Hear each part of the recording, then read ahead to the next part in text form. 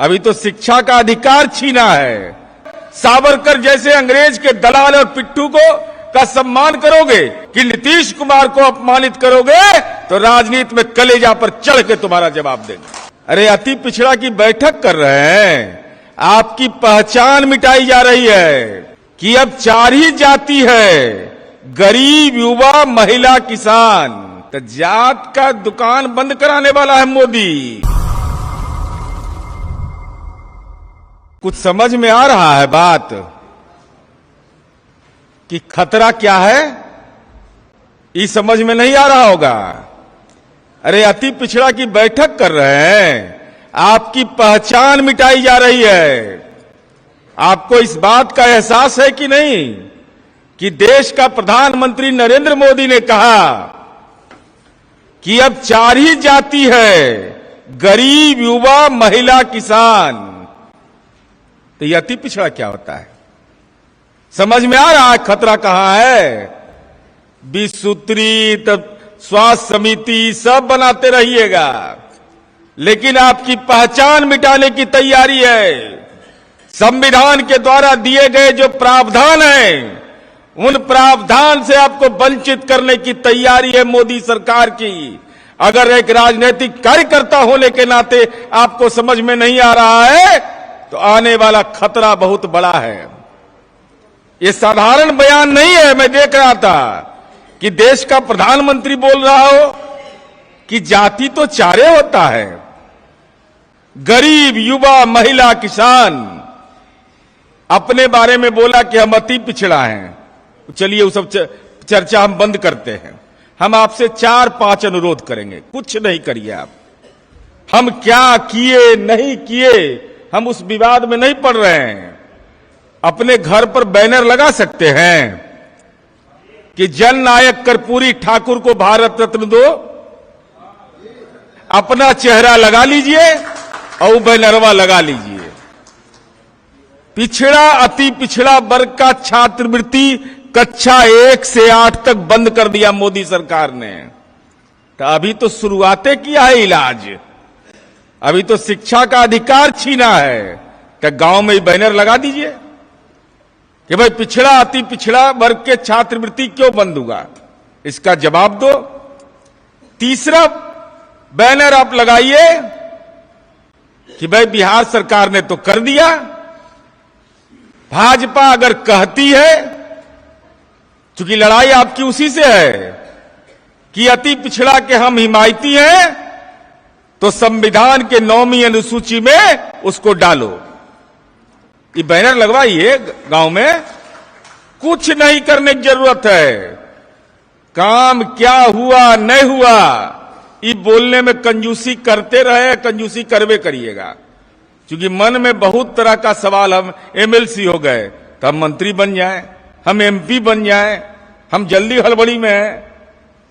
और मुझे पीड़ा होती है जब आपके नेता पर कोई टिप्पणी करता और कोई बोलता नहीं है। भाई क्या हो गया है?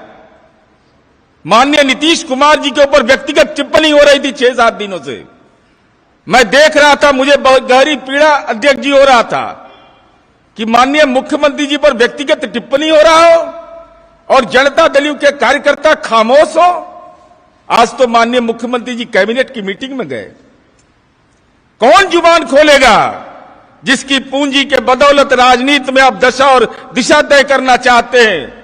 उस व्यक्ति के व्यक्तित्व पर कोई राजनीतिक हमला करे तो सामने यह मत देखिए कौन खड़ा है। जितनी ताकत हो सोशल मीडिया में, जितनी मुंह में ताकत हो कि नीतीश कुमार को अपमानित करोगे तो राजनीति में कलेजा पर चढ़ के तुम्हारा जवाब देंगे। ये मनोबल को मजबूत करिए। और हम आपसे यही विनती करेंगे, बैनर लगाइए, बैनर। संदेश उससे जाएगा। पिछड़ा, अति पिछड़ा वर्ग की अगर छात्रवृत्ति खत्म हो गई तो आपको ही पूछना पड़ेगा ना। प्रकोष्ठ के अध्यक्ष जी से हम अनुरोध करेंगे कि कार्यक्रम अगर बना सकते हैं, प्रदेश पार्टी अध्यक्ष जी भी हैं, तो पितौंजिया उनके गांव से, पैतृक गांव से चल करके पदयात्रा का कार्यक्रम पटना का बनना चाहिए कि जननायक कर्पूरी ठाकुर को भारत रत्न क्यों नहीं मिलेगा? क्या जननायक ने कोई गुनाह किया है? क्या जननायक के प्रति अपमान का भाव है? सावरकर जैसे अंग्रेज के दलाल और पिट्ठू को का सम्मान करोगे और जननायक कर्पूरी ठाकुर को भारत रत्न नहीं देकर के अपमान करोगे? ये राजनीतिक मुद्दे हैं। तो जात का दुकान बंद कराने वाला है मोदी। इसका मतलब आरक्षण खत्म करने वाला है। और दूसरा अंतिम अनुरोध हम आपसे करेंगे, ये सब सवाल जरा नोट करके रखा करिए दिमाग में। ओबीसी को आरक्षण मिला किसी के कृपा से जी? इस संविधान का आरक्षण है ना, संवैधानिक। हम ये बता देना चाहते हैं, सब जानिए। भाजपा शासित प्रदेश में वहां पिछड़ी जाती है कि नहीं? वहां अति पिछड़ा है कि नहीं? अति पिछड़ा तो बनाया नहीं, लेकिन हाल देख लीजिए। उत्तराखंड में 14% आरक्षण मिलता है, हरियाणा में 23%।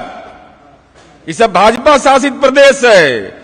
मणिपुर में 17%, त्रिपुरा में 2% और मध्य प्रदेश में 14%।